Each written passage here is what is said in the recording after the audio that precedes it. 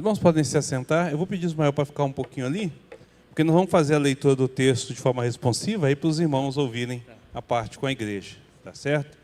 Então, Mateus, capítulo de número 6, nós vamos ler dessa vez do versículo 9 até o versículo 15, tá certo? Nós temos lido do 9 ao 13, que é a oração em si, mas eu vou agregar, porque a gente vai abordar os versículos 14 e 15, nós vamos agregar a leitura até o 15. Então, Mateus, capítulo 6, a oração dominical, versículo de número 9 ao versículo de número 15, uma leitura responsiva.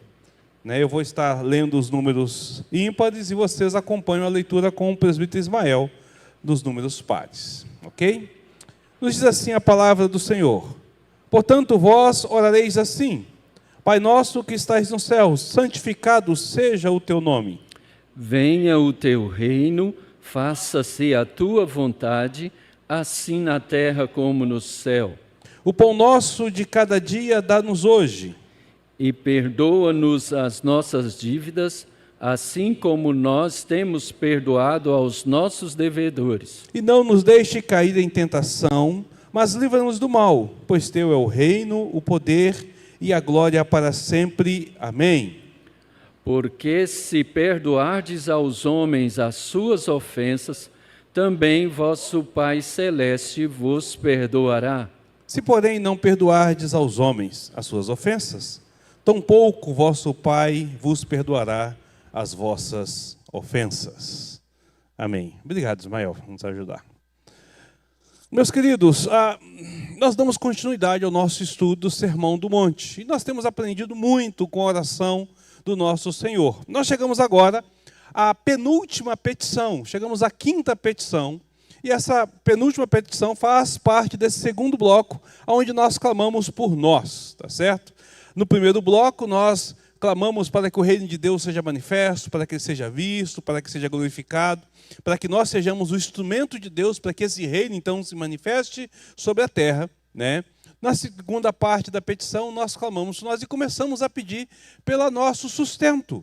Por que pedir pelo nosso sustento? Porque nós precisamos de estar firmes, fortes, aptos, para poder fazer essa obra do nosso Senhor, para poder desenvolver esse projeto, né? Mas um fato interessante, há uma grande verdade bíblica que todo cristão sabe, porque nós só estamos vivos por conta do perdão dos nossos pecados. Nós só estamos vivos por conta do perdão dos nossos pecados. A justificação pela fé, ela está totalmente relacionada ao perdão. Se Deus não tivesse suportado a pena pelos nossos pecados, para que assim nós fôssemos então liberados dessa realidade, a gente jamais poderia ter vida, ou poderia ter a esperança de estar com o Senhor, de poder estar na sua presença. A eternidade seria algo inalcançável. E a própria vida aqui, ela não seria real diante da realidade, porque nós estaríamos todos condenados. Então, os cristãos, ainda que eles vejam essa realidade, nós sabemos que o perdão foi alcançado com Cristo na cruz. E isso é um ato que nós chamamos de ato forense, um ato que ocorre fora da gente. É um ato judicial. Ou seja, Jesus pagou o preço pelos nossos pecados e ponto. Nós somos perdoados porque Ele morreu. Você não precisa de sentir nada disso. Você não precisa de ter nenhum sentimento, nenhum movimento dentro de você para saber que isso aconteceu. Você precisa da lógica da fé para entender que o sacrifício de Jesus é suficiente para que você possa receber, então, essa justificação.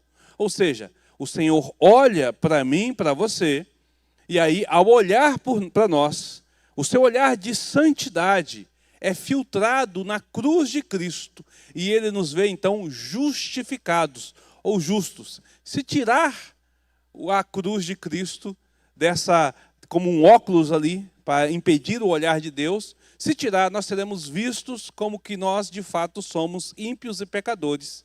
Não haverá essa justificação diante de nós, e nós, então, estamos condenados. Então, o Senhor olha para cada cristão, não através do seu olhar puro e exclusivo, se assim eu posso dizer, mas Ele olha através do sacrifício de Cristo, passando pelo sacrifício de Cristo, que vai trazer sobre nós a sua justiça. E nós, então, somos justificados.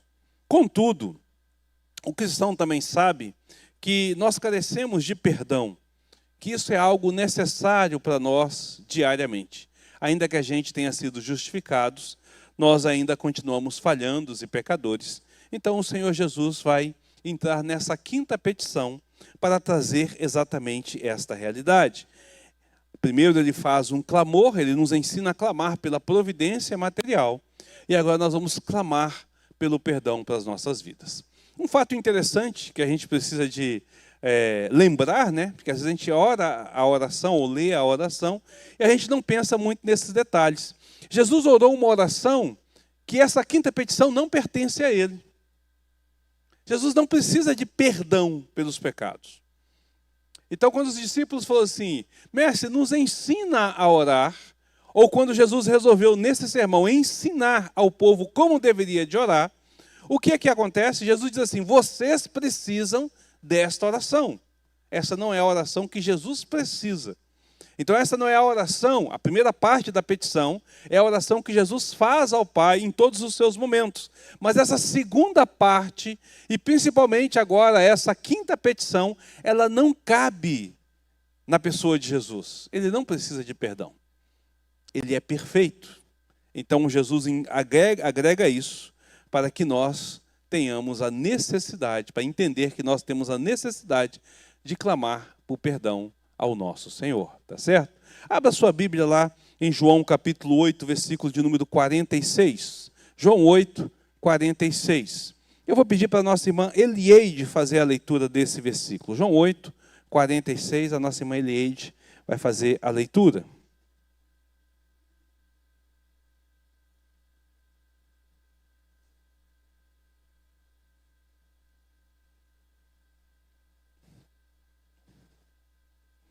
Evangelho de João, capítulo 8, versículo 46.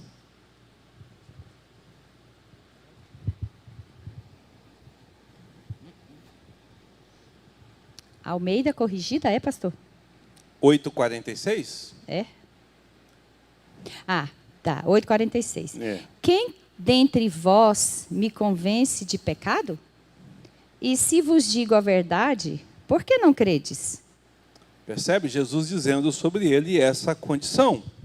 No entanto, ele vai ensinando assim, quando vocês orardes, vocês devem orar exatamente desta forma. E perdoa-nos as nossas dívidas, como nós temos perdoado aos nossos devedores. Essa oração é minha, é sua, mas ela não é do nosso Senhor Jesus. Quem é que pode fazer essa oração?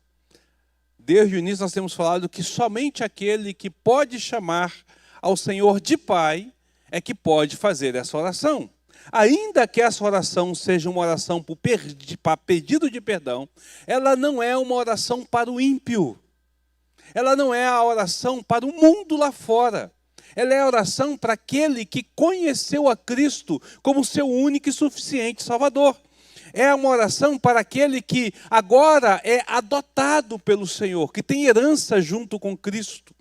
Ou seja, somente o eleito de Deus, somente o salvo, o regenerado, é que pode fazer essa oração. Nenhuma outra pessoa poderá, ainda que esteja pedindo perdão, entender o conteúdo, a profundidade, e dessa forma não poderá fazer essa oração. É interessante a gente pensar sobre isso. Porque geralmente quando nós pensamos na oração de pedido por perdão, nós lembramos do ímpio, daquele pecador arrependido, então, que vem até o Senhor para clamar, para que ele possa, então, alcançar a salvação em Cristo Jesus. Mas não é para esse a oração. É para os salvos. Lembre que Jesus está ensinando no Sermão do Monte como que deve viver o cidadão do reino dos céus. Desde o início nós temos falado sobre isso. Então essa oração e essa petição, ela é exclusiva para nós. E por que ela tem essa exclusividade? O que exatamente ela tem para poder trazer essa exclusividade? Né? Por que ela... São palavras tão simples, né? Palavras tão comuns, mas por que nesse contexto aqui, a qual é apresentado, ela é exclusivamente para o cristão? E é justamente isso que nós vamos observar nesta noite, tá certo? Nós vamos aprender exatamente por que que essa oração ela não pode ser feita pelo ímpio. Ele não conseguirá fazer essa oração, ainda que ele expresse essas palavras. Serão apenas ladainha, apenas uma palavra falada, repetida, né? Sem sentido para a vida dele. Mas para nós cristãos, quando nós entendemos, faz todo o sentido. Então, o que significa essa petição? Em primeiro lugar, nós temos que estabelecer o que é este perdão, que o Senhor Jesus diz aqui, perdão das dívidas. Jesus diz, e perdoa-nos as nossas dívidas. Então, que perdão é esse? Como que os cristãos, como que o nascido de novo, deve enxergar os seus próprios pecados? E é aqui que começa a distinção entre a petição do justo da petição do ímpio. Da petição daquele que já alcançou e sabe que foi perdoado, e que é justificado e é filho de Deus, daquele que está tentando alcançar essa justificação. É meio estranho a gente falar tentando alcançar a justificação, não é uma expressão arminiana, né? Como se ele tivesse poder para fazer isso. Mas é exatamente isso, quando o chamado eficaz alcança o pecador, quando o Espírito Santo aviva essa pessoa, para que ela compreenda que ela precisa de Cristo a primeira vez, ela vai fazer uma petição por perdão de pecados. Mas não é a mesma petição que eu e você, que já sabemos disso e já experimentamos isso, possa fazer. Então o Espírito Santo vem sobre a pessoa não regenerada, trabalha no coração dela, o chamado eficaz para a conversão vem ao seu coração, ela percebe, por conta da chamada eficaz, sendo um eleito do Senhor, que ele precisa desse Senhor Jesus, e ele clama por socorro. Socorro, Senhor, livra-me da morte. A oração do cristão por perdão não é livra-nos da morte. Nós já somos livres da morte. Nós já somos livres da morte. Nós não pereceremos por conta desta realidade, por conta do pecado. Então é importante a gente perceber que quando as Escrituras apresentam a questão do pecado, a queda do homem, ela vai usar algumas palavras para esse significado. Então, nas várias palavras usadas, principalmente no hebraico e também algumas no grego, que são traduzidas como palavras sinônimas, nós vamos entender que o pecado é, em primeiro lugar, quebrar a lei, né? Então, quebrar a lei de Deus é um pecado. Todos quebram a lei de Deus, então estão pecando. Nós vamos ver que pecado é um desvio, uma inclinação. A palavra ímpio significa inclinado, tá certo? A palavra também usada para pecado é transgressão. Transgredir é ultrapassar os limites. Então, transgrediu. Também é usada dentro desse contexto, né? E a outra palavra que nós usamos como transliterada, que é pecado, é errar o alvo. Então, há várias palavras que vão definir o que é exatamente o pecado, e cada uma dessas palavras se refere ao nosso relacionamento com Deus. Se refere à forma como nós nos relacionamos com o Senhor. E aí, alguns estudiosos liberais, alguns que não pertencem à teologia ortodoxa, à teologia reformada em si, mas que entraram para o caminho liberal, eles vão dizer que se nós somos justificados por Cristo, porque a palavra de Deus diz que Jesus morreu pelos nossos pecados, e quando ele morreu pelos nossos pecados, ele morreu pelo meu pecado passado, o que eu cometi antes de conhecê-lo, por isso eu recebo perdão, pelo meu pecado presente, os que eu estou cometendo agora, e pelos meus pecados futuros. Eu já fui justificado. Que coisa interessante, irmãos. Eu e você já fomos justificados dos pecados que ainda iremos cometer. Nós não seremos justificados lá na frente. O processo aconteceu uma única vez na cruz do Calvário. Por isso que Jesus morreu uma única vez. Porque se fosse um processo constante, teria que ser como sacrifício no Antigo Testamento. Toda vez morrer alguém por um pecado novo que ia sendo cometido. mas Jesus morreu por todos os nossos pecados, ou seja, passado, presente e futuro. Então o que é que esses teólogos liberais dizem? Bom, se Jesus já morreu por todos os meus pecados, eu não tenho necessidade de pedir perdão. Eu já fui perdoado. Eu já fui perdoado.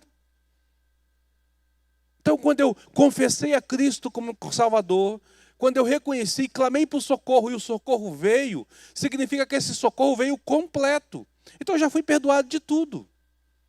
Eu não tenho mais o que pedir perdão. Para que eu vou pedir perdão? Então, esses teólogos liberais trabalham com essa questão. A grande questão é que Jesus ensina na oração do Pai Nosso que nós devemos de pedir perdão. E observe que a oração do Pai Nosso não é a oração de uma única vez. Porque alguém poderia dizer assim, não, mas aí eu orei uma vez o Pai Nosso, eu não preciso de orar novamente. Não. A oração do Pai Nosso, ela é ensinada para que a gente ore constantemente. Nós sempre devemos de pedir para que o Deus seja santificado, para que o seu reino seja manifesto, para que a sua vontade na terra seja feita. Toda vez que nós vemos que a vontade de Deus é quebrada nessa terra, nós somos instigados a orar, Senhor, cumpre a sua vontade. Toda vez que o nome do Senhor, então, ele é pisado, ele é menosprezado, ele é envergonhado sobre essa terra, nós devemos orar, Senhor, santifica o teu nome. Nós devemos fazer isso. Mas a maior prova de que a oração é uma oração constante, e diga-se de passagem, diária, está na quarta petição. A quarta petição, que é a petição voltada para nós, na qual o Senhor Jesus nos ensina o pão nosso de quando? Então, eu levanto de manhã e falo, Senhor, o meu pão de hoje. Aí amanhã, Senhor, o meu pão de amanhã. E depois de amanhã, Senhor, o meu pão de amanhã. Observe que Jesus não faz distinção e diz assim, ó, isso aqui você deve orar todos os dias, é oração constante, essa aqui você vai orar só uma vez. Não. Depois que ele diz, o pão nosso de cada dia dá-nos hoje, ele vai ensinar, perdoa-nos as nossas ofensas. Então, todo dia eu devo de fazer esse pedido. Os teólogos liberais, então, estão errados ao achar que a justificação e o perdão já alcançado faz com que não haja necessidade de que eu peça perdão da agora para frente. Eles estão errados. Ainda que eu saiba que o meu pecado já é perdoado, o Senhor quer que eu peça perdão a Ele. Eu peça perdão a Ele. Entende? Por isso que o ímpio não pode fazer essa oração. Porque ele não sabe que ele já foi perdoado. Ele só vai saber depois que ele nascer de novo. Nós não pedimos socorro para termos a vida. O nosso pedido de perdão é diferente. Enquanto que o ímpio, imagine da seguinte forma, o ímpio está atolado numa areia movediça e está se afogando dentro dessa areia. Ele está completamente coberto e está sufocando dessa areia, então ele grita por socorro. É assim que o ímpio faz. Sendo tocado pelo Espírito Santo, ele reconhece que aquela corda que vai tirá-lo dali, que o laço que vai puxá-lo dali é Cristo. Então ele clama, socorro, Cristo. Um exemplo disso é Jesus com os seus discípulos no barco em que acontece a tempestade. Qual é a palavra dos discípulos quando chegam para Jesus? Senhor, não te importa que nós perecemos? Ou seja, Senhor, socorro, salva a nossa vida. Não é isso que eles estão orando? Então o pecador ora sim. O transgressor não arrependido, a pessoa que não experimentou a regeneração, ele diz, socorro, porque eu estou afundando, eu não tenho como sair disso. Me livra da morte. O crente, o que nasceu de novo, ele sabe que ele está seguro em Cristo Jesus. Ou pelo menos deveria de saber disso. Eu e você deveríamos ter a certeza de que estamos seguros em Cristo Jesus.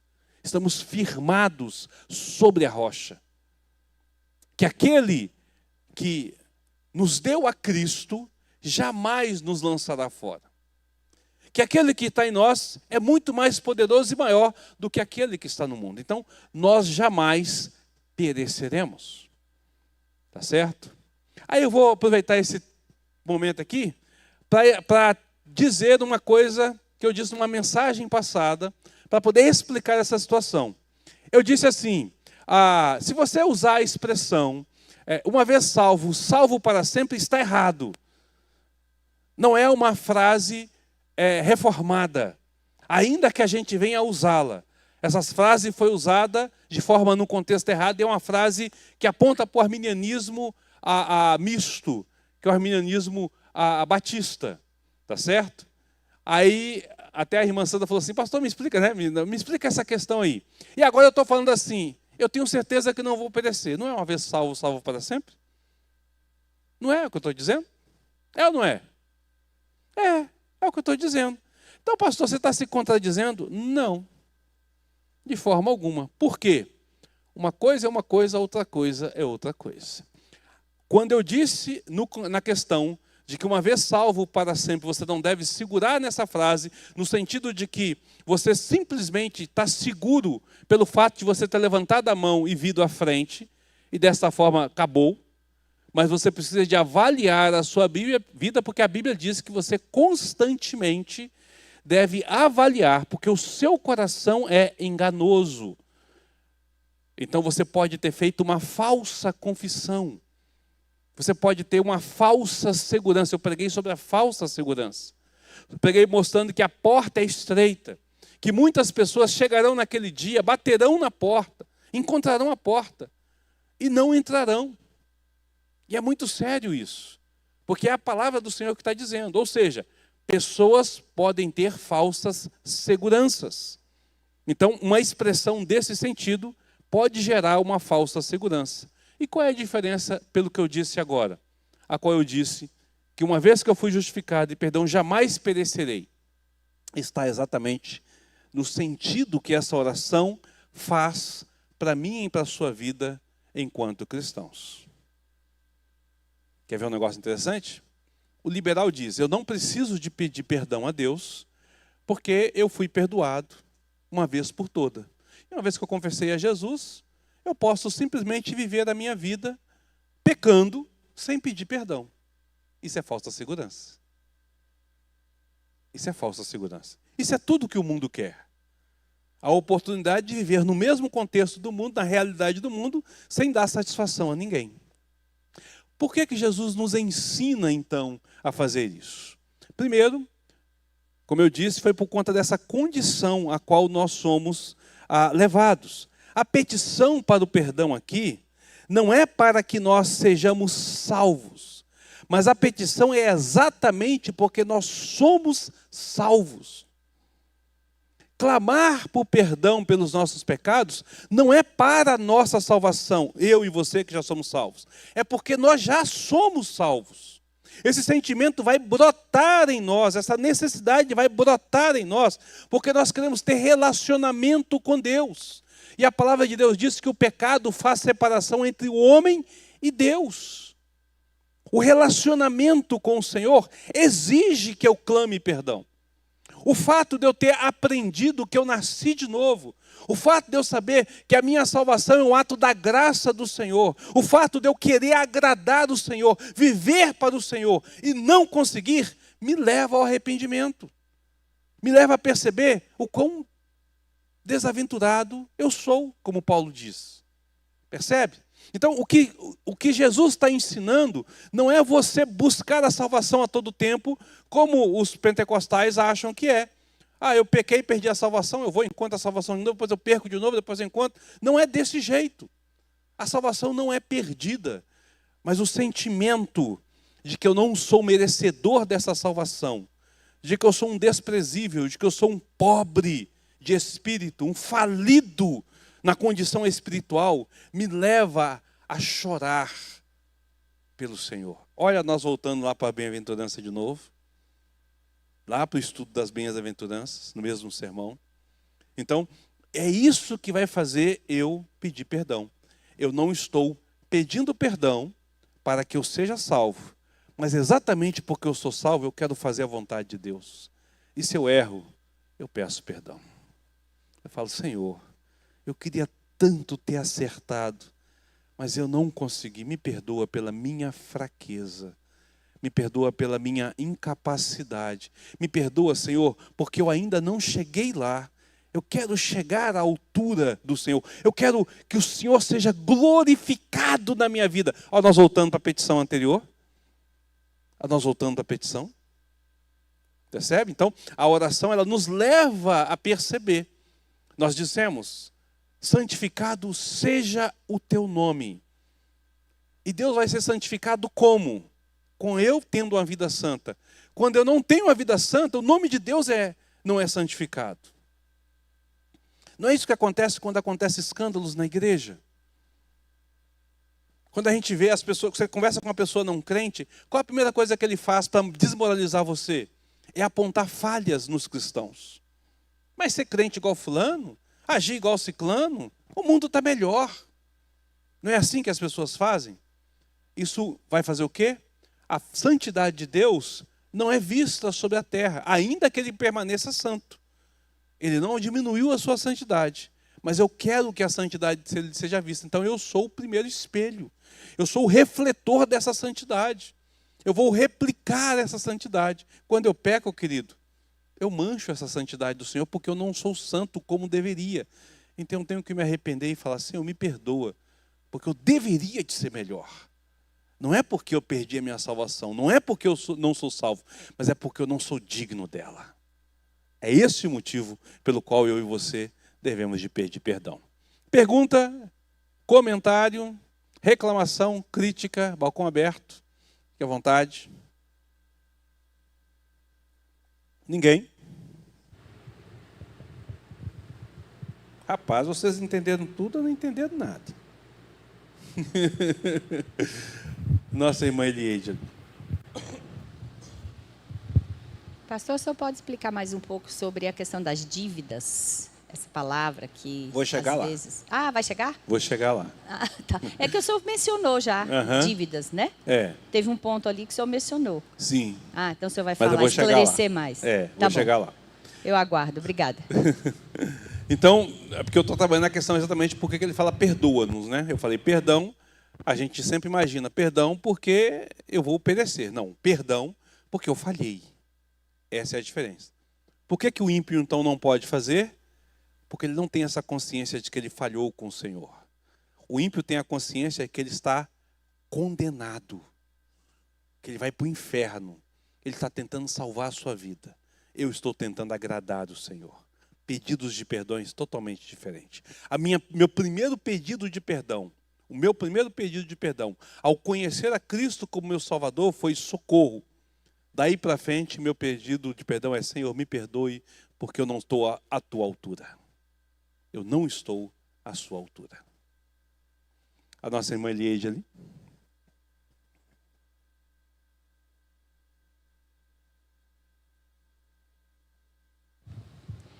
O senhor acabou de falar aí que o ímpio não... Oi? Que o ímpio... Eu falei que o ímpio ele não vai entender essa oração e não vai fazer esse pedido. Ele já se acha que está no inferno. É porque ele está clamando para não ir para o inferno. Sim, mas hoje em dia as pessoas ímpias, elas acham e passam a ideia que no final eles vão ser perdoados e já estão no céu. Os ímpios têm passado muito essa ideia para a gente. A gente vai pregar para eles, vai falar alguma coisa de Deus para eles e eles quase batem na cara da gente, tipo assim... No final, Deus vai perdoar todo mundo e todo mundo vai para o céu. Não existe esse negócio de inferno, de purgatório, de não sei o quê. Eles estão passando essa ideia. Eles não estão passando a ideia que eles estão com medo do inferno. Então deixa eu mudar para você entender o que eu quis dizer. Quando o ímpio é alcançado pela mensagem do Evangelho, quando ele é direcionado pelo Espírito Santo para reconhecer a Cristo como seu Salvador, ou seja, no processo da sua conversão, o ímpio, enquanto ele estiver na sua ignorância, ele é cego e surdo. Ele é sem entendimento, ele não consegue ouvir e ele não consegue ver nada. Ele vai viver na sua ignorância. É o que o Senhor fala quando Isaías prega, né? Quem creu na nossa pregação? Ninguém acreditou. É o que ele está colocando. Então, a ideia é, o ímpio, enquanto ele não for tocado pelo Espírito Santo, ou seja, se ele não for um eleito para ser o processo de regeneração, ele não vai conseguir fazer isso. Mas quando o ímpio é tocado pela palavra de Deus, quando o ímpio que está lá é um dos eleitos desde a eternidade, e o evangelho alcança o seu coração, ele teme pela sua vida. É o ato da conversão. O ato da conversão é quando ele teme, porque ele sabe que vai para o inferno. E aí é onde ele clama por socorro. Esse é o primeiro pedido de perdão que eu e você fez, que cada um de nós fez, quando nós conhecemos Cristo como Salvador. É um processo de ação do Espírito Santo em nos dar vida, em que abrir o nosso entendimento para que a gente possa compreender a mensagem, abrir os nossos olhos para enxergar a realidade, abrir os nossos ouvidos para ouvir a mensagem das boas novas, e então nos dá voz para gritar socorro. Essa é a conversão, entende? Então, quando eu falo do ímpio nesse contexto, é nesse processo. Não o ímpio lá que está socado no pecado, no mundo, ele está cego, completamente perdido mesmo. Mas quando ele é alcançado pela mensagem do Evangelho, porque ele é um eleito, nesse primeiro ato, que a gente chama de conversão, né, de novo nascimento, a palavra dele é socorro, porque eu estou perecendo. Passou por esse processo? Não precisa mais de pedir esse socorro. Não precisa mais de pedir socorro. Já estou salvo. Eu não oro para Deus me salvar. Você ora para Deus salvar? Senhor, me salva do inferno. Não, eu já estou salvo do inferno. Eu sei que eu não vou para o inferno. Mas a minha oração é, Senhor, eu quero tanto acertar. E aí é que está a diferença. Quando nós usamos a expressão que os santos irão peregrinar, irão perseverar, nós usamos a expressão perseverança dos santos, né? Aqueles então que agora são separados, a ideia santa é separados, não estão mais no mundo, não são mais os ímpios, mas foram justificados, agora eles vão perseverar nessa vida. Então o que vai acontecer? Eles vão querer viver em santidade. Então a minha oração agora é, Senhor, eu tenho falhado, me ajuda a caminhar em santidade diante do Senhor. O meu pedido de perdão é por santidade, para que eu viva em santidade. Essa é a diferença. Ficou claro, irmãos? Estou vendo o Vitor meio assim. Está claro, Vitor? Deu para entender? Deu? É porque se não ficou, vocês falam que a gente explica. Isso é extremamente importante, irmãos. Parece que não, mas é extremamente importante. Porque aqui reside a sua segurança. Ao mesmo tempo que reside em você a ideia da perseverança. Sabe por quê? Porque com isso nós aprendemos uma lição muito importante, o autoexame. Todo crente deve se autoexaminar diante das suas atitudes, palavras e diante das suas ações, diante dos seus pensamentos. O autoexame significa avaliar a sua vida à luz do Evangelho, para que você perceba que você não está vivendo em santidade e para que você busque viver essa santidade, clamando a Deus por perdão, para que você tenha esse relacionamento com Ele. Quando você não faz o autoexame, o que acontece? Você simplesmente não sabe se você está acertando ou não e automaticamente você pode se enganar com respeito à salvação. Você pode não ser um salvo achando que é, porque você não se autoexamina, ou seja, o pecado não te incomoda. O pecado, na vida do crente, não é medo do inferno. O pecado na vida do crente é o medo de desagradar a Deus. É sentimento totalmente diferente. O pecado na vida do crente é a decepção de ter desagradado ao Senhor. Gera tristeza em nós. Ele não gera terror e medo, gera tristeza. Senhor, mais uma vez, eu não consegui ser como eu queria. Então é diferente a ação do pecado. Então o crente, ele precisa de se examinar e pensar assim, quando eu peco, gera em mim tristeza, ao ponto de eu querer pedir perdão porque eu quero agradar o Senhor, ou gera medo do inferno? Se gera medo do inferno, tem duas coisas aí. Ou eu não sei, eu não aprendi teologicamente o que é correto, eu estou confundindo a ideia do perdão, ou eu não tenho certeza da minha salvação. Estou me enganando. Por isso que a expressão acaba ficando fora do contexto quando eu digo salvo, salvo para sempre. Porque eu preciso ter essa autoavaliação. Essa autoavaliação nem sempre ela nem sempre é suficiente. Por quê? Porque o meu coração é enganoso. e desesperadamente corrupto. Não é isso que a palavra de Deus diz? Eu sou salvo, regenerado, redimido, o Espírito Santo habita em mim, mas a minha carne é pecadora e meu coração é enganoso. Então, a autoexame com relação ao pecado também passa pelo crivo dos irmãos. Quando o irmão chega perto de mim e fala assim: pastor, você não acha que você está errando? Ou pastor, você está cometendo um pecado nisso aí? Ou o irmão chega e fala assim: meu irmão, olha, isso que você está fazendo é pecado. Davi passou por isso. Alguém duvida que Davi era salvo aqui? A Bíblia diz que o homem segundo o coração de Deus. Como é que o homem desse não é salvo?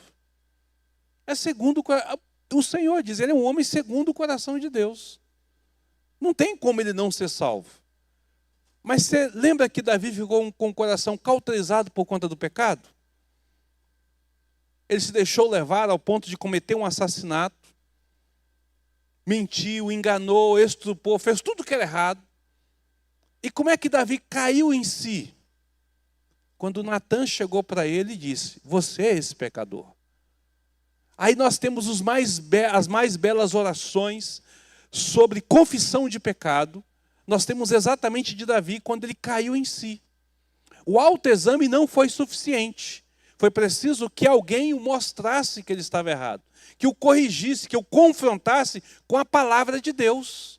Então ele se sentiu de tal forma arrependido que ele clamou a Deus por misericórdia.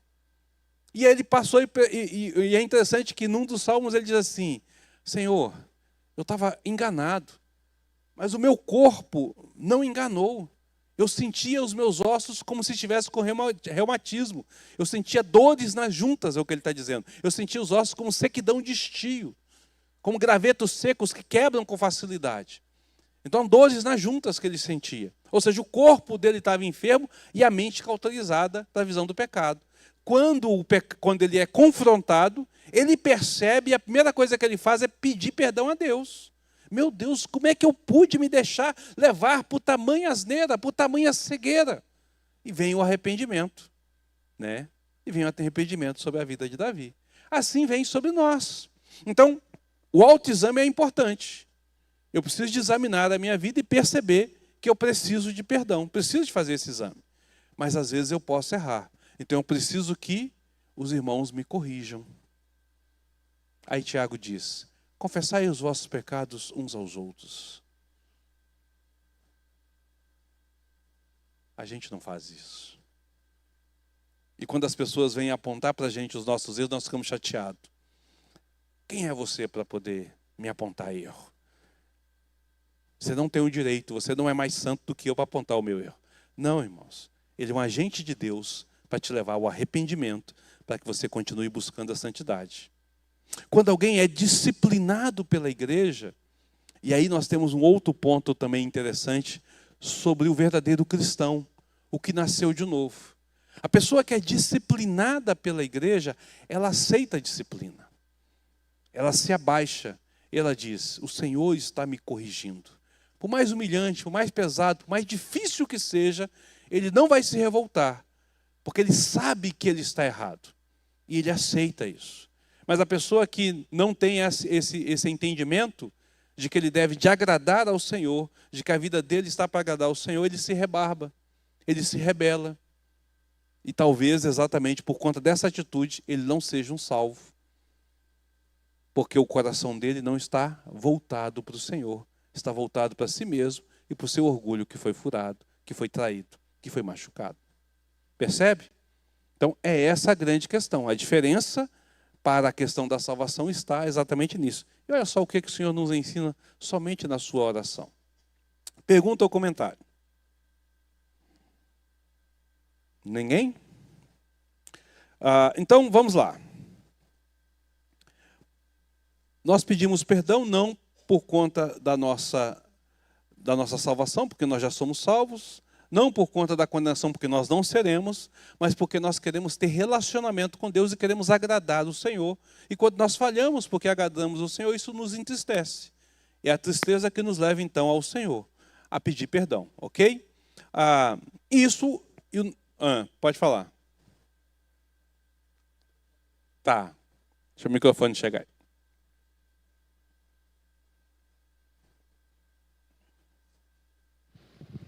Pastor, neste caso do pedido de perdão, é impossível o salvo não o fazer. Não é? Uhum. É impossível o salvo não reconhecer e não chegar diante de Deus pedindo perdão pela sua falta. Às vezes pode acontecer dele estar tão cauterizado que ele não percebe, mas uma vez que ele é confrontado com o pecado dele, às vezes Deus usa outra pessoa, ele vai chegar a essa condição. Sim. Ele não vai conseguir não pedir perdão ao Senhor. Tá bom? Não vai conseguir não pedir. Eu queria mostrar para os irmãos também uma outra coisa interessante, porque o pecado ele é uma ofensa contra o Senhor, né? O pecado do mundo é uma ofensa contra o Senhor, mas o nosso pecado, em certo sentido, é mais ofensivo. Em certo sentido, o nosso pecado é mais ofensivo ao Senhor. Primeiro, porque nós temos maior razão para obedecer ao Senhor. Nós sabemos o que Ele fez conosco. O mundo lá não tem razão nenhuma, ele se rebela porque ele não sabe o que Jesus fez. Nós sabemos. Então, se rebelar contra o Senhor é ser totalmente ingrato. Se o mundo é ingrato, ele é ingrato na ignorância. E nós somos ingratos sabendo que somos ingratos. Rebelar-se contra o Senhor é se tornar-se ingrato. Segundo, porque nós temos maior razão ou condição de suportar e vencer o pecado. Nós somos os únicos que temos essa condição, porque o Espírito Santo habita em nós. Ele nos dá aviso, ele treme diante de nós, a consciência nos pesa, e nós vamos cauterizando tudo isso para que a gente possa pegar. Então, o nosso arrependimento, de certa forma, ele é extremamente diferente da ideia de remorso, da ideia de sentir-se pesado por um crime que cometeu. É a ideia de que você, poxa, eu tinha tudo para não fazer e fiz. Por isso que Davi caiu tão pesadamente. Por isso que a oração de Davi, os salmos de Davi de perdão, são tão punjantes e tão profundos. Quando eu leio aquelas palavras de Davi, e ele diz, eu pequei contra ti somente, né? De modo com que o Senhor é justo. A forma como ele coloca, ele observa e fala, meu Deus, que terrível homem eu sou. Então ele tem, por quê? De uma certa forma ele percebe que a ofensa dele se torna maior. Para a gente poder entender isso é muito fácil. É muito fácil. Você está lá na sua casa, chega um vizinho, bate na sua porta, você abre a porta e ele te escarneia de cima e embaixo. Fala um monte de impropérios, um monte de situação. Você vai ficar magoado e triste, não vai? Vai ficar muito magoado e triste. Mas se é um pai, uma mãe, um irmão, um marido, que mora com você dentro da sua casa e faz isso, dói muito mais. Dói muito mais. Por que que dói mais? Porque ele conhece a gente. Ele não deveria de fazer isso com a gente. O outro não conhece. Dói, a gente se sente injustiçado, mas aquela pessoa com quem nós temos intimidade dói muito mais. Então pense, quando você peca contra o Senhor, queridos, para o Senhor é muito mais ofensivo, porque nós conhecemos, sabemos e deveríamos ser gratos, e estamos sendo ingratos. Entende? Então a gente precisa de ter essa visão diante de nós. Deus não quer nada menos de nós, senão a santidade. Você tem que colocar isso na sua cabeça. Deus não quer a sua oferta, Deus não quer o seu dinheiro, Deus não quer a sua casa, Deus não quer a sua vida. Tudo isso já é dele. É dele. É dele. Deus quer a sua vida de forma santa e justa, para que ele seja santificado sobre a terra. Ele quer que você haja com santidade, que você odeie o pecado, que você rejeite a qualquer custo o pecado. É isso que ele quer. E tem texto bíblico que aponta para isso. Quer ver? Abra sua Bíblia lá em 1 Tessalonicenses 4, versículo de número 3. 1 Tessalonicenses 4, 3. Eu vou pedir para o Carlos Américo fazer a leitura desse texto.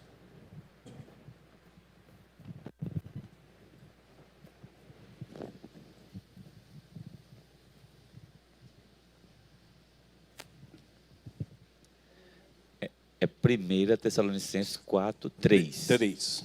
Ok. Pois esta é a vontade de Deus, a vossa santificação, que vos abstenhais da prostituição. Olha aí. Qual é a vontade de Deus? A nossa santificação.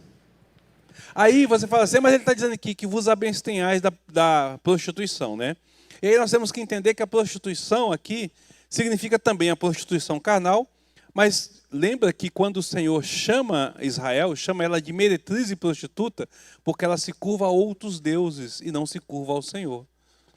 Né? Ou seja, uma vida longe da santificação. Então perceba, o que Deus requer de nós é isso. Vamos voltar lá para as petições anteriores. O Senhor então vai dizer: vós orarei assim, Pai nosso que estás no céu, santificado seja o vosso nome. Venha o teu reino, faça-se a tua vontade. Assim na terra como no céu. Para o reino de Deus ser manifesto, é preciso que o povo de Deus viva conforme o povo do reino. Para que o nome de Deus seja santificado, é preciso que nós vivamos em santidade. Então, ao mesmo tempo que nós estamos pedindo para que Deus faça isso, para que a vontade de Deus seja manifesta na terra, seja feita na terra, é preciso que eu e você faça, porque o mundo não vai fazer a vontade dele. Tudo aponta para santificação. Então eu preciso de viver essa vida. Ao mesmo tempo que eu estou pedindo para Deus fazer isso, eu estou colocando a mim mesmo como instrumento. Mas eu não consigo. Você consegue? Queria muito, eu não consigo. Por isso eu preciso de pedir: perdoa as minhas dívidas. Perdoa as minhas dívidas. Porque eu não consigo. Eu faço a oração pedindo para Deus fazer isso, aí eu olho para mim e falo assim: eu deveria de conseguir, mas eu não consigo. Me desculpa, Senhor, me perdoa, porque eu não consegui ser o que deveria de ser. Não consegui ser. A segunda lição que nós devemos de entender aqui é a relação de nós perdoarmos com o perdão que recebemos. Perdoa as nossas dívidas, porque nós somos devedores. Perdoa as nossas dívidas, assim como nós somos perdoados, né? Aos nossos devedores. Assim como nós perdoamos aos nossos devedores. Nossa, quase não saiu. Embolei aqui, eu fui ler uma coisa e li outra. E perdoa as nossas dívidas, assim como nós temos perdoado aos nossos devedores. Aí a nossa irmã perguntou: o que é essa dívida? Perceba, dívida é um compromisso que eu fiz e não consegui honrar. Não é isso que é uma dívida? Um compromisso que eu não quitei. Fui lá, comprei uma camisa, não consegui pagar a camisa, eu estou devendo. Eu preciso de quitar essa dívida. Qual é o compromisso que o crente tem com o Senhor? Santidade.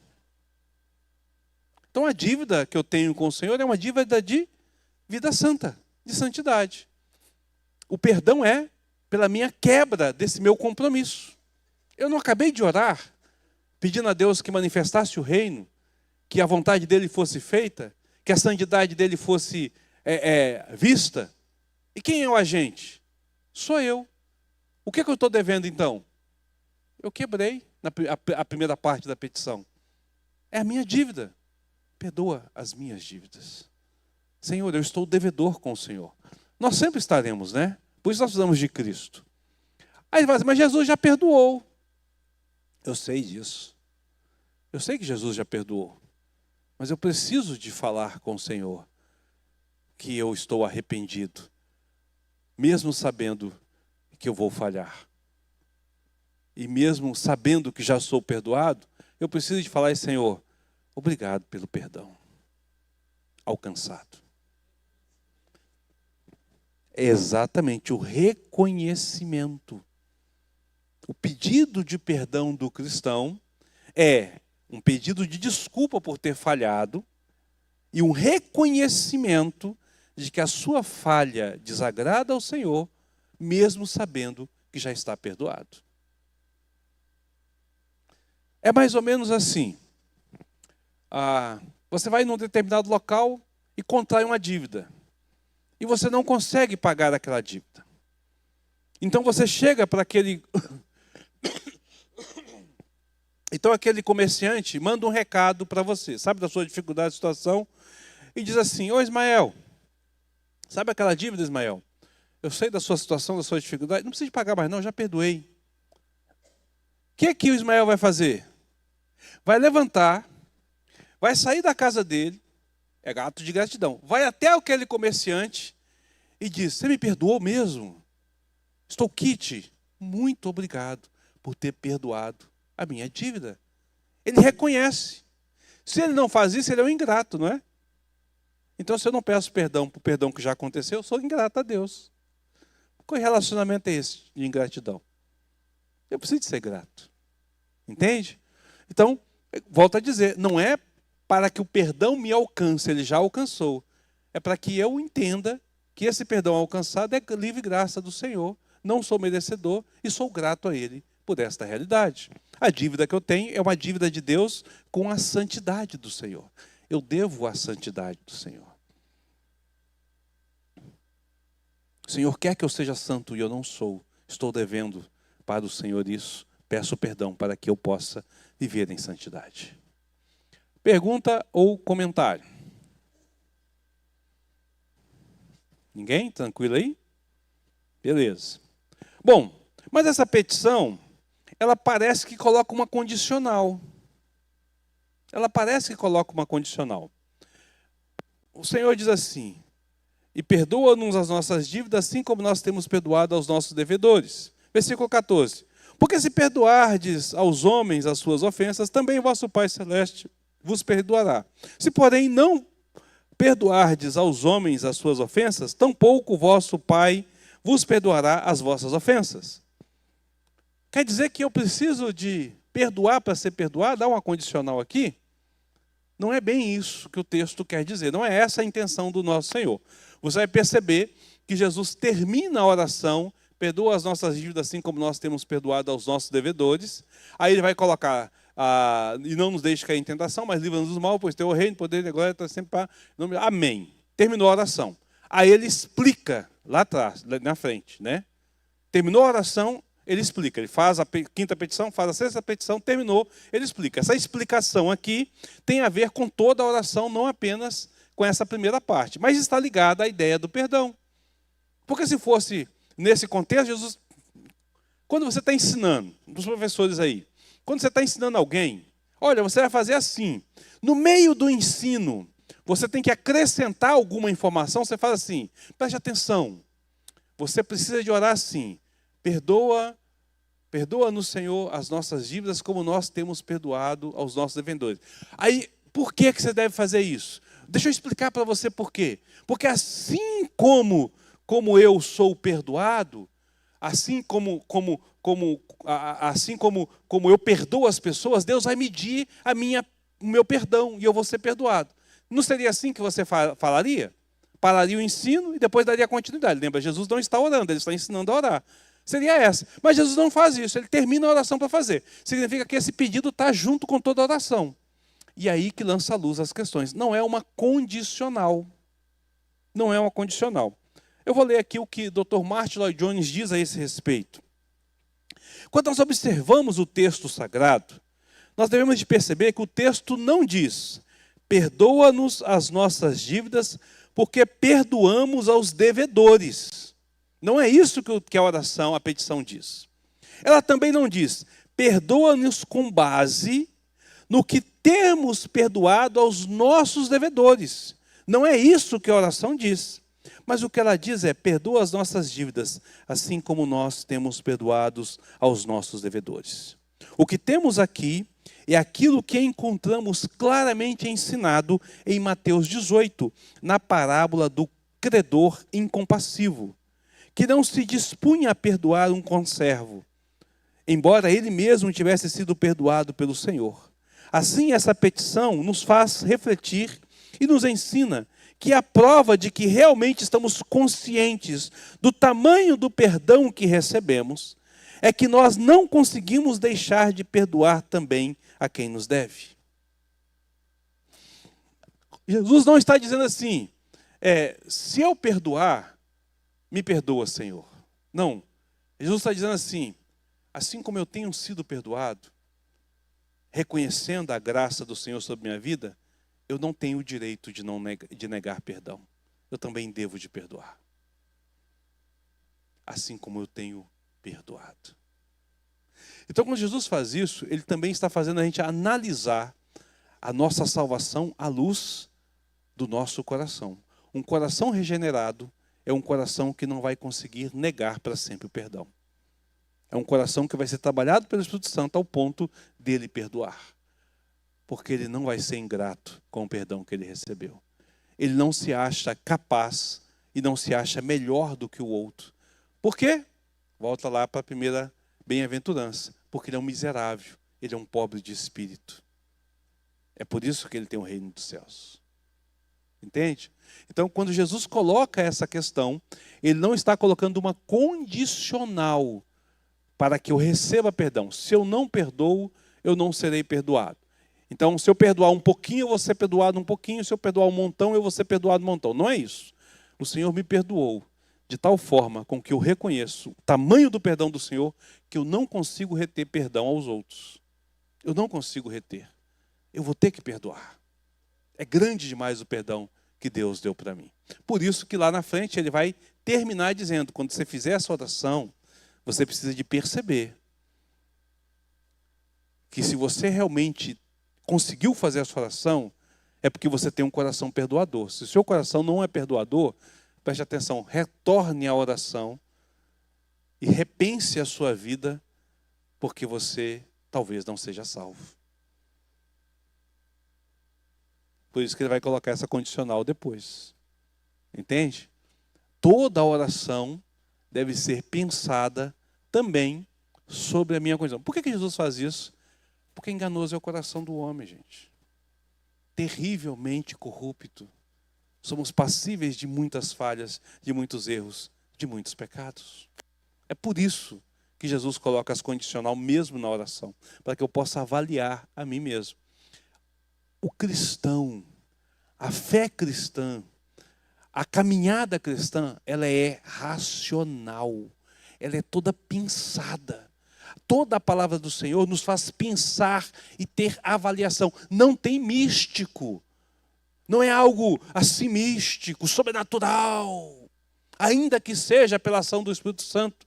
Mas ela é racional ao ponto de eu entender isso. É por isso que eu posso ter certeza de que eu sou salvo. Quando eu observo todos esses caminhos e percebo, eu estou no caminho certo. Realmente o Senhor agiu sobre mim. Porque somente através do poder do Espírito Santo isso seria possível. Então, quando alguém tem um coração endurecido ao ponto de não liberar o perdão, ela deve questionar a sua salvação. Senhor, será que eu realmente conheci do Senhor? Porque não tem a ver com a pessoa e com a ofensa. Tem a ver com o quanto você ofendeu e foi perdoado. Você ofende todo dia, você machuca todo dia, e o Senhor te perdoa. Então por que você, quem é você para não perdoar alguém? Então você deve avaliar isso. E aí você volta ao pó. Você volta às bem-aventuranças. Você volta a chorar por justiça. Você volta a dizer, eu sou miserável, eu sou um pobre falido. E o Senhor vai responder, é por isso que o reino dos céus é seu. É por isso que você vai ser farto dessa justiça. É por isso que você é manso. Todas as bem-aventuranças têm a ver exatamente com o sermão num todo. Tá certo? Pergunta, comentário. Alguém quer falar alguma coisa? A nossa irmã Eudes ali.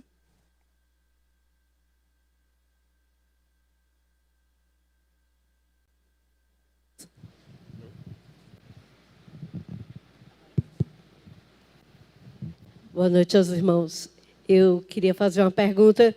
Eu acho que desde o começo desse estudo, mas eu fiquei com um pouco de vergonha, mas hoje eu vou perguntar. Quando eu era criança, 8 anos de idade, 7, assim, o pai sempre levava a gente para o sítio do meu tio, para aquelas fazendas, para a gente passar as férias. E meus tios, eles levavam a gente para aquelas festas, né, de Santo Reis, e a gente ficava toda noite ali, porque não ficava só naquelas fazendas, a gente ficava com medo, e eles levavam a gente. E eu ficava, os outros iam brincar, comer, e eu ficava junto com eles, eu ficava observando eles ali, rezando ali a Ave Maria, o Pai Nosso. E eu olhava para o semblante daquelas mulheres, das minhas tias, das comadres dela, e via aquela tristeza nos olhares daquelas mulheres. E eu peguei, de tanto eu ver aquilo, eu peguei uma rejeição assim pelo Pai Nosso. E geralmente eu não gostava de orar o Pai Nosso.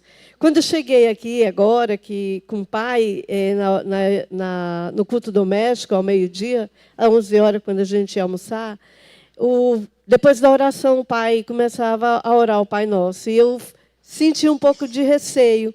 Depois eu fui pegando gosto assim, de orar mesmo. E começamos sempre com a oração contínua de todos os dias, né? E depois de algumas vezes que a gente orar em alguns lugares, eu vi alguns irmãos ter a rejeição da gente orar o Pai Nosso. E um certo dia eu me perguntei, será que é errado a gente estar orando o Pai Nosso assim? Até porque eu já vi outros pastores falar que a gente não pode estar orando o Pai Nosso diariamente, assim. E aí eu me peguei assim, mas eu peguei gosto agora pela coisa, será se agora isso é pecado, é errado? Pois é, há uma diferença entre a chamada ladainha e a oração. Né? A ladainha é a reza. É você repetir sem entender o que você está falando. Então, repetir o Pai Nosso sem entender não faz sentido. Não é que é pecado. Você não vai ser ouvido. Não vai ser ouvido. Não faz sentido. Não atinge a ação de Deus porque seu coração não está ali. Agora, se você faz a sua oração com o Pai Nosso, com o entendimento do que você está fazendo, ela é a sua oração. Tá certo? E desculpa o pastor que falou isso, mas ele é um tolo. Se a oração é do nosso pão diário, por que eu não posso orar o Pai Nosso todo dia? Agora eu preciso de entender. E talvez a intenção dele é o seguinte, não repita para que você não faça uma reza. Mas uma coisa interessante, irmãos, nós fazemos ladainha todos os dias. Nós fazemos ladainha todos os dias. Nós ensinamos os nossos filhos ladainhas, ou seja, repetição sem sentido. Quando a criança começa a oração e ela repete todas as suas palavras, e ela não entende o que ela está falando o quê? Uma repetição. Então você precisa ensinar ela a entender o que ela está significando. E quando você chega para almoçar e fala, Senhor, abençoe esse almoço, e nem pensa no que você está comendo. É ladainha, é reza, é só palavra solta ao vento. Oração tem que ter sentimento, tem que ter coração, tem que ter entendimento. Eu sei o que estou fazendo. Entende? Então, nesse contexto, que a oração tem sentido. Não é que é pecado você não fazer. A grande questão é, a oração é uma conversa com o Senhor. É a sua fala, é a sua intimidade com Deus. Se você falar da boca para fora, Deus não ouve. Ele não vai prestar atenção em você. Ele vai dizer, não, isso aqui não é realidade. É o mesmo que você não ter orado. Então, a pessoa, mesmo cristão, pode repetir a oração do Pai Nosso e só repetir por tradição, por situação, sem entender o que ele está fazendo. Ou ele pode fazer uma oração com outras palavras na mesma situação. Está repetindo o que todo mundo está falando, mas ele não sabe o que ele está falando. Nós somos copistas, nós vivemos copiando as coisas. É por isso que o estudo da oração é tão importante, para a gente entender. E é isso que eu falei. A vida cristã é raciocínio, é lógica. Ela é sentimento, mas sentimento sem lógica, queridos, é religiosidade, é loucura, é abominação ao Senhor. Sentimento precisa de estar regado de lógica, de entendimento. O Senhor quer se relacionar conosco, né? Ele quer se relacionar conosco. Então, a gente precisa de ter essa situação. Nosso irmão Atoniel ali, microfone para ele ali. Ah, Eliade ia falar, desculpa, Eliade, depois eu passo para você. Deixa o Atoniel ali que eu já falei.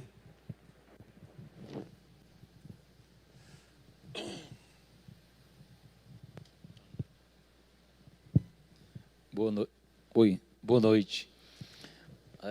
Dentro dessa perspectiva da oração racional, um detalhe me chamou a atenção, que seria o de que o Pai Nosso, ele está no plural. A gente deveria orar ele no singular, quando a gente estivesse no particular. Como é que seria isso? Pois é, eu falei sobre essa questão, né, quando eu falei sobre a oração. A oração do Pai Nosso, ela é exclusivista, só os salvos podem falar, tá certo? Ela não funciona para outra. Ela é direcional, Deus ensina o que eu preciso de falar, da direção da oração e como eu devo de fazer essa oração, dentro da lógica. E ela também é empática, ela não se torna uma oração egoísta. O Senhor está nos ensinando a olhar para quem está do nosso lado quando nós oramos.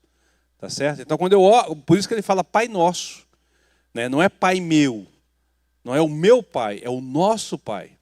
Então, nós devemos... E aí tem uma questão.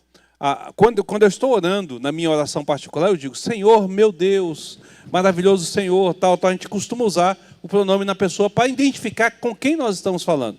Mas o nosso sentimento é o quê? Ele não é só meu, ele também é dos outros. Então, quando eu estou orando, eu preciso de lembrar que os outros também precisam. Na oração, perdoa-nos as nossas dívidas, eu tenho que lembrar que o irmão também tem perdoado. Aí vem uma outra questão, que é o que eu ia falar agora, que é a terceira lição que nós aprendemos no Pai Nosso. A terceira lição do Pai Nosso também é olhar para o meu irmão e perceber se ele está com erro e ser o agente de mudança na vida dele. O que é que o Senhor Jesus nos ensina? Se teu irmão pecar, você deve ir até ele e arguí-lo. O que é que o Senhor fala com o profeta?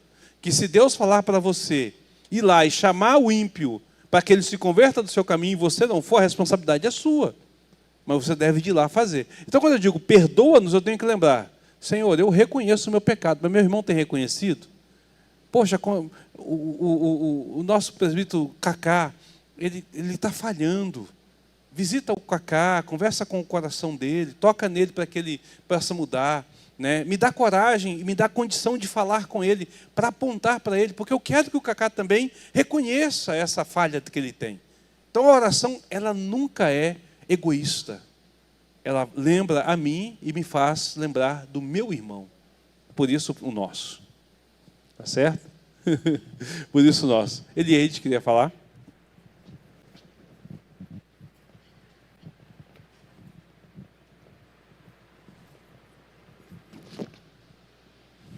Então, perdoa os nossos pecados. Aí você colocou o porquê, né? Como condicional. Porque temos perdoados... Não, perdoa as nossas dívidas, porque temos assim perdoado os temos nossos devedores. E lá fala assim. Mas teve uma hora que o senhor trocou, né? Pelo porquê. Para poder explicar que não é uma condicional, né? E eu lembrei daquele versículo bíblico que diz: a intimidade do Senhor é para os que o temem. Então, você precisa de intimidade com Deus para orar. E uma palavra que daria certo aí no assim seria à medida que, né? Então, à medida que eu tenho intimidade com Deus, à medida que Deus me perdoa, que eu entendo esse perdão, que eu recebo esse perdão, né? E que dou esse perdão, né? Porque tenho perdoado. Então, aí, essa bênção acontece, né? Então, a palavra aí seria melhor, à medida que, né? Não. A medida também está errada. Também está errada. Está errada. A ideia é assim, Senhor, o Senhor tem me perdoado, de forma com que eu não posso deixar de perdoar. Se eu deixar de perdoar, me ensina a perdoar, para que eu possa perdoar.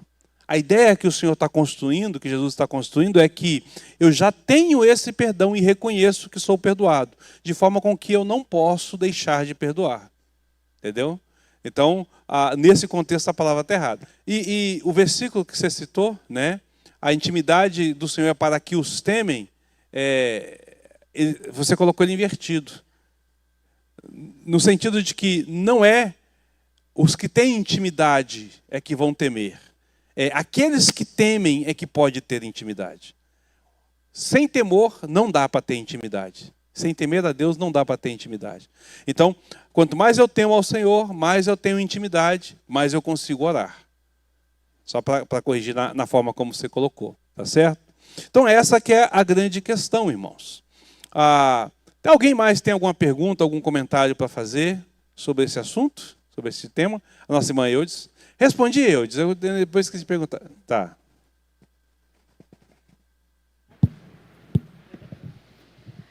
esses estudos tão bom, pastor, porque eu sempre vendo o Pai Nosso, mas eu nunca me atentei para esse versículo 15, quando ele fala assim, bem no final, tão pouco vosso Pai vos perdoará vossas ofensas, se no caso eu não perdoar, né?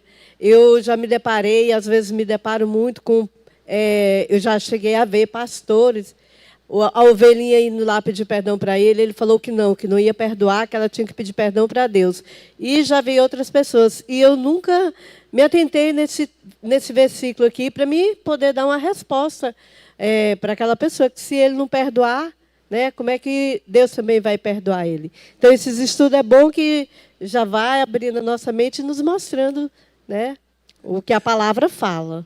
Só corrigindo, não é que se ele não perdoar, Deus não irá perdoar. A grande questão é, se ele não perdoou, será que Deus o tem perdoado? Será que ele reconhece que o perdão de Deus está sobre a vida dele? Ou seja, a salvação dele está em jogo, né? Aí eu volto de novo àquela frase, né? Por isso que perseverará até o fim. Eu sou salvo e irei perseverar até o fim. Eu não sou salvo, estou salvo para sempre. Eu estou salvo para sempre, mas a minha salvação ela é uma prova. A prova da minha salvação para sempre é a minha perseverança na santidade com o Senhor. Então eu sou uma pessoa que, cara, o coração pode até duro, mas o Senhor vai quebrar, eu vou perdoar. Entendeu? Eu sou uma pessoa que vou reconhecer o meu pecado. Quando alguém chegar e apontar para mim, pode até doer no coração, mas eu vou reconhecer e vou pedir perdão a Deus. Tudo isso é perseverança.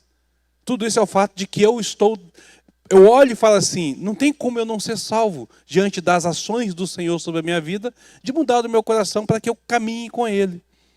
Entende? Então a minha segurança está na perseverança, ou seja, na minha permanência na presença do Senhor. É essa que é a minha segurança da salvação. Tá certo? Mais alguém? Vitor? Vitor ali. E o nosso irmão Carlos Américo. Vitor aqui, ó.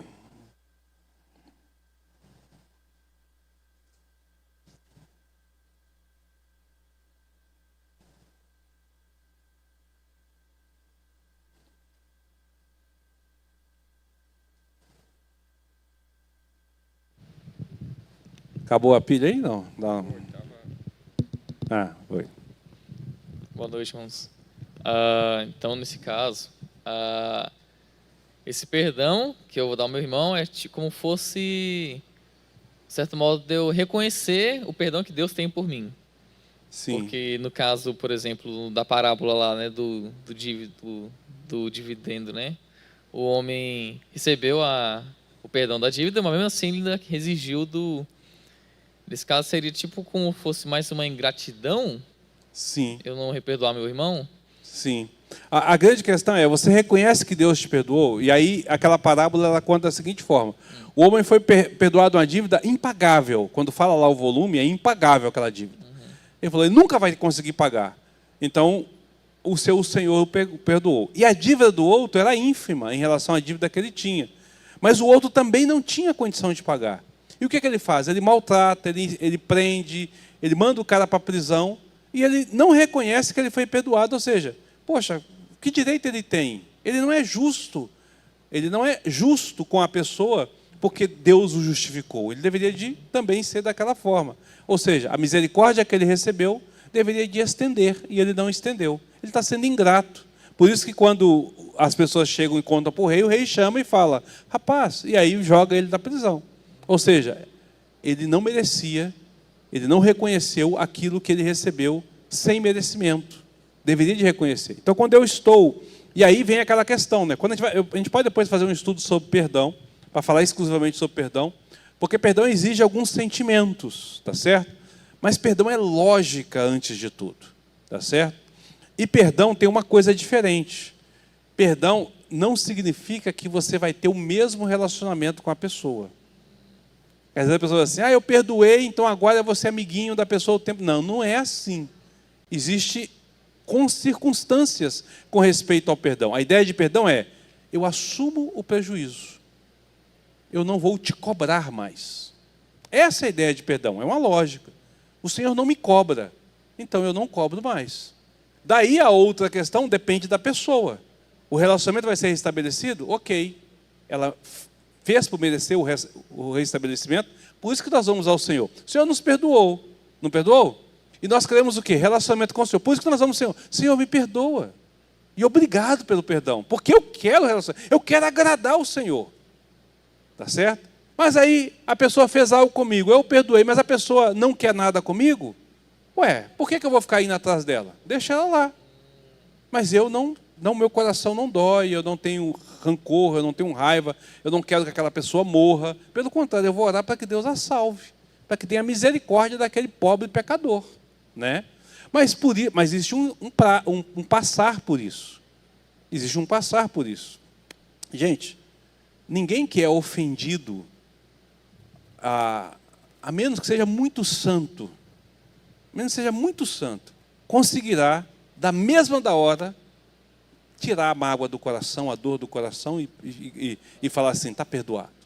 Às vezes é preciso passar um período de oração intensa e pedindo, Senhor, o meu coração precisa de ser tratado.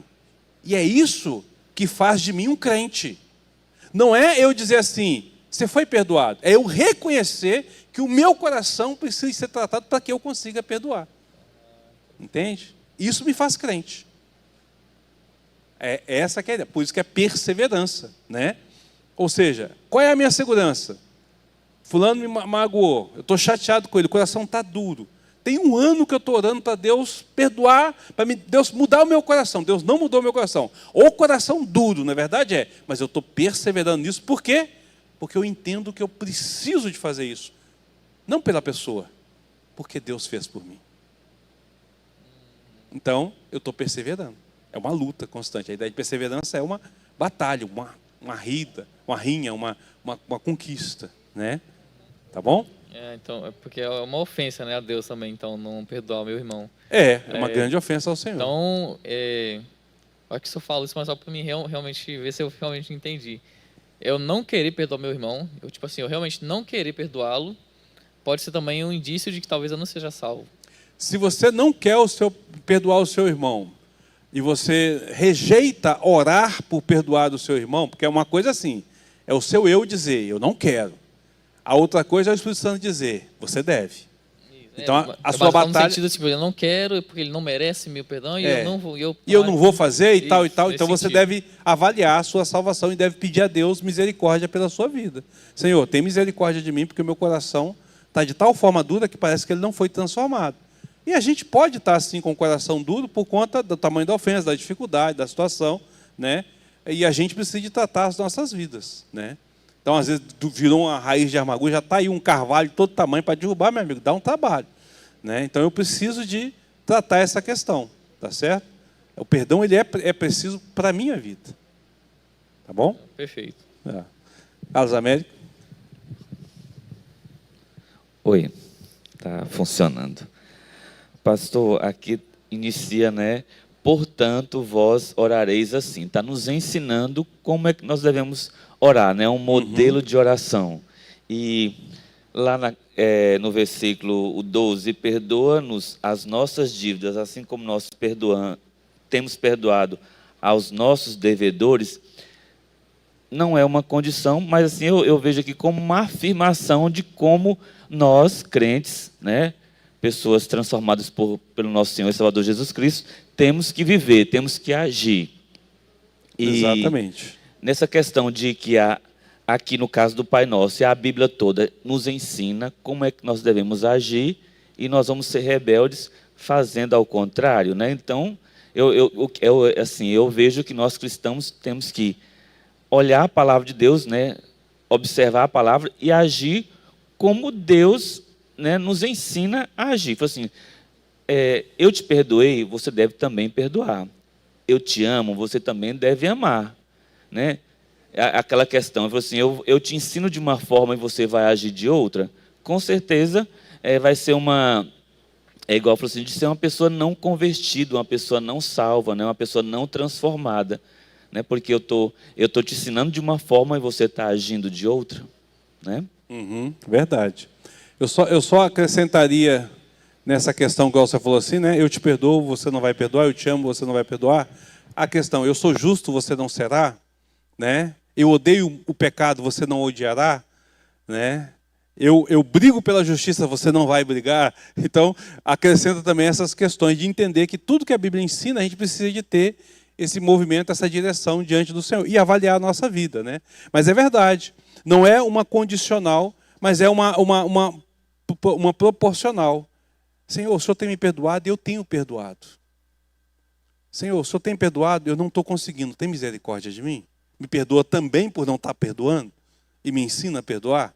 Então a oração vai puxar para esse ponto, né? E aí vem a outra questão, por que isso? Lembra?